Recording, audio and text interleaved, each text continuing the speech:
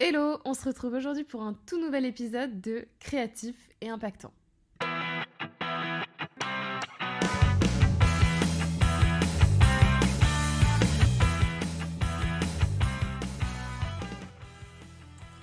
On se retrouve pour un 6e épisode sur un thème qui, je pense, va parler à beaucoup de monde, qui est le fait de gérer les multiples sollicitations quand on est entrepreneur. La vie d'un entrepreneur, finalement, on fantasme beaucoup dessus, mais à l'inverse d'un salarié, eh bien, on est soumis à nos clients H24. Mais vraiment H24. C'est-à-dire qu'un salarié, quand il a fini sa journée de travail, il ferme son ordinateur ou il cesse de travailler et ça ne recommence que le lendemain à une heure précise. Nous, en tant qu'entrepreneurs, on doit toujours être disponible et parfois quand on ne l'est pas ou qu'on ne répond pas, par exemple, moi je pense à WhatsApp que j'utilise pour gérer mes collaborations avec mes clients, il est vrai que quand j'ai pas le temps de répondre et que quand je réponds 2 jours après, je culpabilise, et j'en viens même à m'excuser de dire excuse-moi, j'ai eu beaucoup de taf ces derniers temps. Et ça pose le problème de la notification infernale où on s'enferme dans une culpabilité et où on a littéralement envie de jeter son téléphone. Donc j'avais envie d'aborder ce sujet parce que je suis en plein dedans. Et il y a des jours comme ça où je me dis mais mon Dieu, mais cette pastille rouge sur mon téléphone m'insupporte. Et en fait j'avais envie d'aborder quelques petites choses pour lâcher prise et pour mieux vivre son quotidien d'auto-entrepreneur. Je pense qu'il faut déjà se dire que nous ne sommes pas obligés de répondre à la minute, mais vraiment pas à la minute. Si votre collègue, par exemple quand vous êtes en CDI, finit son taf plus tard que vous et a besoin d'une réponse, eh bien il attendra le lendemain matin. Eh bien vous devez vous dire pareil. Donc c'est pas parce que vous êtes en ligne que vous êtes forcément obligé de répondre aux 15 clients. Il s'agit de prioriser, de répondre quand on le peut et de manière, investie parce que justement quand on a beaucoup de notifications, on peut être un petit peu moins attentif. Donc moi ce que je dirais c'est de définir des plages horaires. Plutôt que de regarder son téléphone à la moindre sonnerie, à la moindre notif, c'est se dire, eh bien, le matin, de 9h à 10h, je gère mes notifications. Ou alors, je le fais en fin de journée, ou je le fais même 2 fois par jour, mais une demi-heure le matin, une demi-heure le soir. Et le reste du temps, je ne regarde pas mes notifications. Parce que ça peut vous permettre justement de mieux vous concentrer sur vos tâches. Le reste du temps, vous faites les missions prévues. Le soir, vous répondez. Le lendemain, à partir de la réponse de votre client, vous continuez vos projets. Ça, c'est hyper important, définir des plages horaires pour gérer toutes ces sollicitations, les messages. Voilà. Vous pouvez même d'ailleurs, je l'ai vu sur Insta, mettre par exemple le mode silencieux et sélectionner les horaires que vous souhaitez. Donc ça peut être le soir quand vous décidez de profiter pleinement de votre entourage ou de faire des activités pour vous hors travail, il est appréciable de ne pas avoir de notifications angoissantes sur le boulot. Donc vous pouvez définir vos propres horaires par rapport aux heures que vous faites chaque jour. Vous pouvez également même retirer les notifications. C'est-à-dire que vous ne les voyez qu'à partir du moment où vous allez sur l'application. Ça peut être un bon levier et ça enlève ce côté pour les gens visuels comme moi qui vont voir un petit 3 sur Insta, 6 sur WhatsApp, de voir un peu des notifications de partout et c'est très anxiogène. En tout cas, pour ma part, c'est le cas. Donc, vous pouvez également retirer les notifications et aussi suivre votre état d'esprit. Si en ce moment vous vous sentez fatigué, vous pouvez facilement basculer dans un mini burn-out, qu'on s'entend, hein, c'est juste un moment où le taf est très prenant pour vous. Je pense qu'il faut s'écouter. Peut-être que parfois on est capable de gérer toutes ces notifs et parfois on est dans des phases où c'est hyper angoissant, on est moins bien mentalement et du coup ça peut être judicieux de les retirer. Voilà. Ensuite, en autre conseil, je dirais de limiter les moyens de communication. Ça revient un peu à une sorte d'efficience, mais évitez d'avoir des communications démultipliées sur 1 milliard d'outils. C'est-à-dire, par exemple, vous avez WhatsApp, vous avez Instagram, vous avez Telegram, vous avez je sais pas, par message, par Facebook, Messenger, vous allez sincèrement vous arracher les cheveux. Donc généralement, alors bien sûr, vous pouvez avoir des demandes de partout, vous pouvez avoir des demandes de collaboration, même par un site web, par Insta, voilà, par plein de réseaux sociaux. Mais quand la collaboration se fait, il vous revient de sélectionner en fait l'outil de votre choix. Par exemple, moi c'est WhatsApp, c'est-à-dire que j'ai beaucoup de demandes par Insta où on me propose voilà de travailler ensemble ou quelqu'un qui aimerait que je fasse de la création de contenu. Généralement, je commence les premiers échanges sur Insta et après, une fois que le devis est envoyé, que voilà la collab est en place, là donc je dis qu'on collaborera désormais uniquement par WhatsApp. Voilà, je suis affirmée sur la situation et ça se passera comme ça. Limite, quand on laisse trop le choix à ses clients, on se retrouve avec plein d'outils. Donc, ne soyez pas trop ouverts à tout. Je pense que parfois, c'est aussi se rendre otage.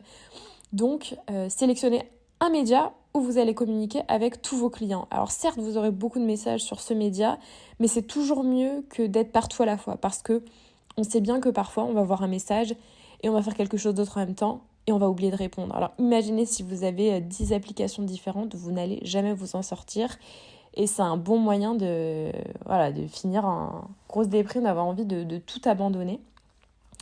Donc voilà, je pense que déjà ça ce sont deux bonnes choses. Et ensuite, ça va être de poser des limites à vos clients. Et ça, je sais que c'est pas facile à faire parce qu'on a toujours peur que ce soit mal interprété, mal pris de l'autre côté. Mais si c'est fait dans la bienveillance, dans le respect, c'est très important. C'est-à-dire que moi, je ne le fais pas encore assez, mais par exemple, les week-ends, il est légitime que vous n'ayez pas envie de recevoir des notifications et que vous ayez peut-être envie que les gens respectent votre temps perso. Donc, ce que vous pouvez faire, c'est dire à vos clients, écoutez, le vendredi, peut-être faire un débrief sur là où vous en êtes dans votre collaboration et dire, je te souhaite un très bon week-end et à lundi, peut-être pas dire si en vrai il est légitime de dire à quelqu'un ne m'écris pas du week-end, mais au moins signaler que vous ne répondrez pas votre samedi et votre dimanche parce que vous avez d'autres choses à faire. Quand bien même vous aimez votre job, vous n'êtes pas obligé de répondre tout le temps. Et justement, l'erreur qu'on fait, c'est qu'on va répondre, on va dire c'est une fois, mais en fait les gens prennent le pli. Ils se disent elle me répond, pourquoi le dimanche d'après elle me répondrait plus. Donc je pense qu'il est sain d'imposer des limites, ou en tout cas si la personne a quelque chose d'urgent à vous dire, elle peut vous le dire, mais elle sait que par contre vous ne lui répondrez pas avant 2 jours et elle survivra en toute honnêteté. Ensuite, un autre point, ça va être de favoriser l'oral. Alors c'est étrange ce que je vais dire parce qu'on est dans un process, notamment là avec l'ère qui digitalise. On fait tout par écrit ou par vocaux. Mais parfois, il est plus simple d'appeler quelqu'un 5-6 minutes et d'avoir un échange en direct sur la situation plutôt que d'avoir 10 vocaux, 10 messages, d'avoir 30 communications sur WhatsApp alors qu'on pourrait s'appeler 5 minutes et solder la situation. Parce qu'évidemment, on ne va pas forcément être dispo au même moment. Donc la personne, vous lui posez une question, elle vous répond 1 heure après, etc. Donc quand c'est très important et que la situation mérite d'être débloquée rapidement pour finaliser un projet ou autre, il est utile, à mon sens, de proposer à quelqu'un de s'appeler 5 minutes. Je sais qu'il y en a qui ne sont pas téléphones, mais je peux vous assurer que ça simplifie la vie. Donc et puis c'est l'occasion aussi de vive voix, de montrer son enthousiasme, de dire tiens, j'ai eu cette idée-là, qu'est-ce que t'en penses ? Faudrait qu'on le mette rapidement en place. Je pense que parfois, l'écrit c'est très chouette, ça permet justement de pas prendre l'autre en otage et de le laisser vous répondre quand il a le temps, mais de manière équilibrée, de temps en temps, quand c'est important, je pense que s'appeler 5 minutes, c'est parfois plus efficace que d'être accroché à son téléphone et de se dire mais qu'est-ce qu'elle me dit, je comprends rien. Faut pas oublier qu'on est quand même fait pour parler, on est des êtres humains, donc l'oral il est jamais proscrit et ça peut être ça peut être salvateur dans beaucoup de situations. Et enfin, parce qu'il n'y a pas de conseil miracle, c'est d'apprendre à se couper de son téléphone. Justement par rapport à tout ce que je vous ai dit, enlever certaines notifs, se fixer des plages horaires, ne pas répondre pendant son week-end, ça va vous permettre de recharger vos batteries. Certes, vous aurez plus de messages à gérer le lundi matin, mais vous aurez le sourire et vous serez d'autant plus à plomb de le faire parce que justement, vous aurez eu du repos en fait. Et donc le week-end ou le soir, soit vous mettez des limites de temps sur les applications, je sais pas, il y a 1001 astuces, vous mettez votre tel en mode avion, mais vous cherchez d'autres activités, des choses qui vous font plaisir et vous essayez absolument de couper votre cerveau. Parce que c'est vrai que quand on finit une journée de travail où on a été sur 1 milliard de sujets en même temps, purée, il faut que je réponde à elle, machin, on est sur 1 milliard de trucs et du coup le soir ça peut être très difficile de redescendre. Et je pense que parfois il faut même une bonne heure, voire 2 heures avant d'atteindre la relaxation. Et moi je sais que ça m'arrive très souvent, j'adore ce que je fais, mais je vais me poser. Mais c'est comme si, admettons, je vais ouvrir un livre, et ben les 20 premières minutes où je vais lire, je vais devoir relire chaque phrase 2 fois parce que je serai encore en train de penser à demain, à mon projet.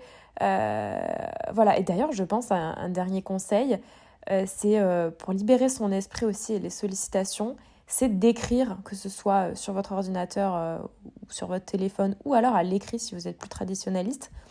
C'est de penser à noter ce qui circule dans votre tête.